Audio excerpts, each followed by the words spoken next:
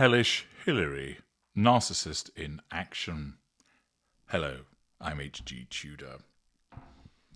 I've explained previously that Hillary Clinton, the politician, aka Hillary, is an upper mid-range narcissist.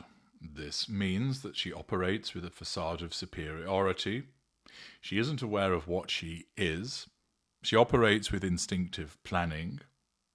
She is of considerable intelligence, has a wide range of manipulative behaviours, is haughty, is dismissive, is arrogant, and I'm about to provide you with an excellent example that embodies many aspects of the upper mid-range narcissist's behaviour. Accordingly, by understanding that she is a narcissist, you're able then to understand why she behaved in the way that she did, as described in what I'm about to tell you.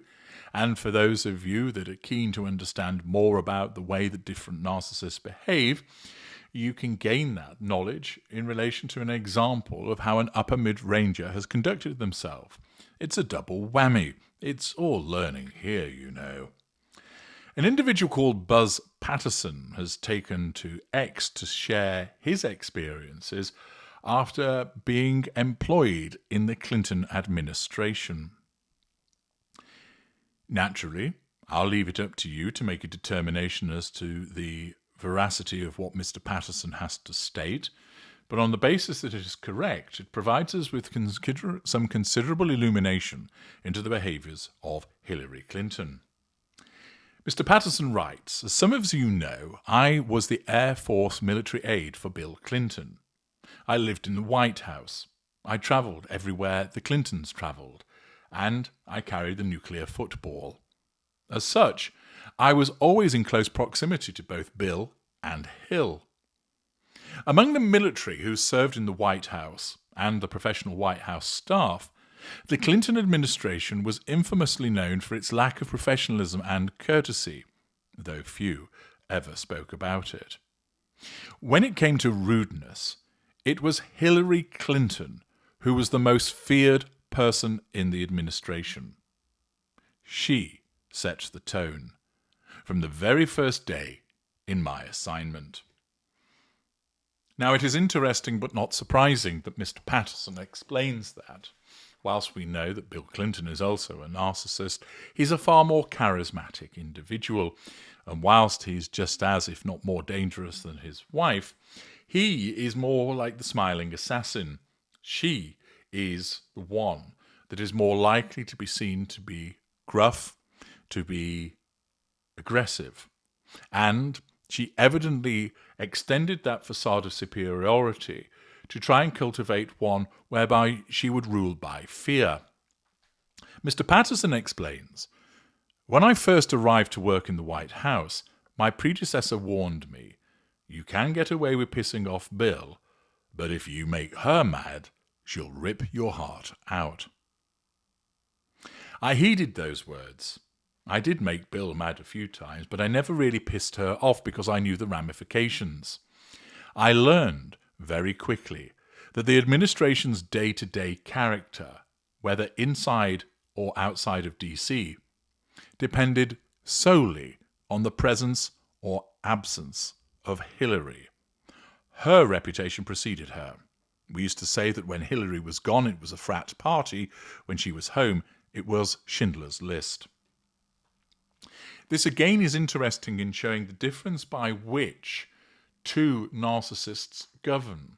You have the president, a more relaxed, charismatic individual who relies upon his inner knowledge of what he is and what he can achieve, and that allows him to maintain that facade of naturally not somebody that you ought to piss off, but he doesn't need to govern by putting stick about in the way that Hillary Clinton does.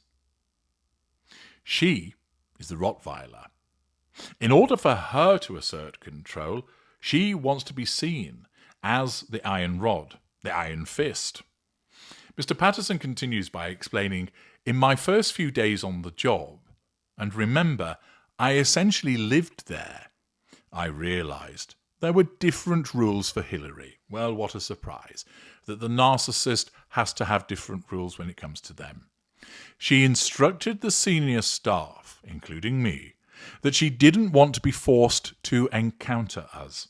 Now, this is an embodiment of the behaviour of an upper mid-range narcissist that operates with that facade of superiority. I am so much more important than you, I don't even want to see you.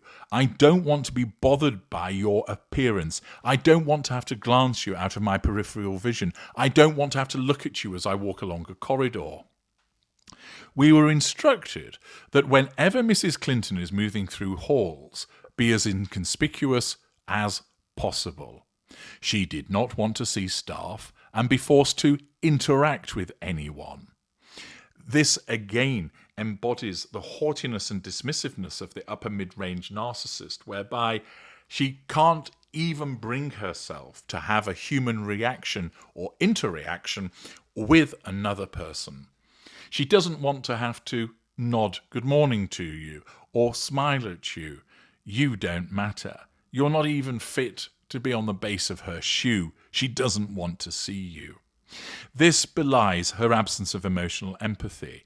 It embodies her sense of entitlement, that not only is it the case would she walk along and not acknowledge anybody, but she makes it known beforehand, stay out of my way. You're forcing me to interact with you, where of course that individual is doing nothing of the sort. They are simply walking along the corridor. No matter what their position in the building, this person must not interact with her. Mr. Patterson explains that many a time I'd see mature professional adults working in the most important building in the world scurrying into office doorways to escape Hillary's line of sight. I'd hear whispering, "She's coming, she's coming."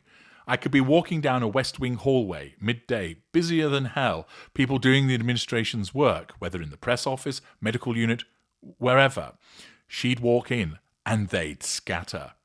She was the Nazi school marm, and the rest of us were expected to hide as though we were kids in trouble. I wasn't a kid. I was a professional officer and pilot. I said, I'm not doing that. He sought to resist it, but it shows the regime that she sought to implement, linked to this facade of superiority, the knowledge that she's more important than anybody else in that building, including her husband, and that she would force staff who are busy about their jobs having to be distracted to get out of the way of her when she's walking along a corridor, all because she lacks emotional empathy and doesn't want to have to deal with anybody. She, as the upper mid-range narcissist, issues ahead of time the diktat, "stay out of my way," which enables her to nullify any potential threat to control by ensuring that people are already making themselves absent. Mr. Patterson also adds that there was also a period of time when Hillary Clinton attempted to ban military uniforms in the White House. It was the re-election year of 1996, and she was trying to craft the narrative that the military was not a priority in the Clinton administration. As a military aide carrying the football and working closely with the Secret Service, I objected to that. It simply wasn't a matter of her political agenda. It was national security. If the balloon went up, the Secret Service would need to find me as quickly as possible. Seconds matter. Finding the aide in a military uniform made complete sense. Besides, what commander-in-chief wouldn't want to advertise his leadership and command? Again, notice that it's her agenda. She isn't the president, but she may well think that she is. And she issues this diktat, which flies in the face of common sense, but it's all about her requirements.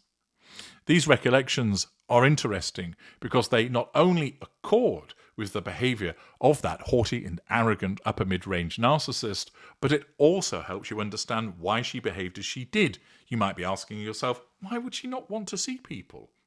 Now, because of her narcissism, you understand. I'm H.G. Tudor. Thank you for listening.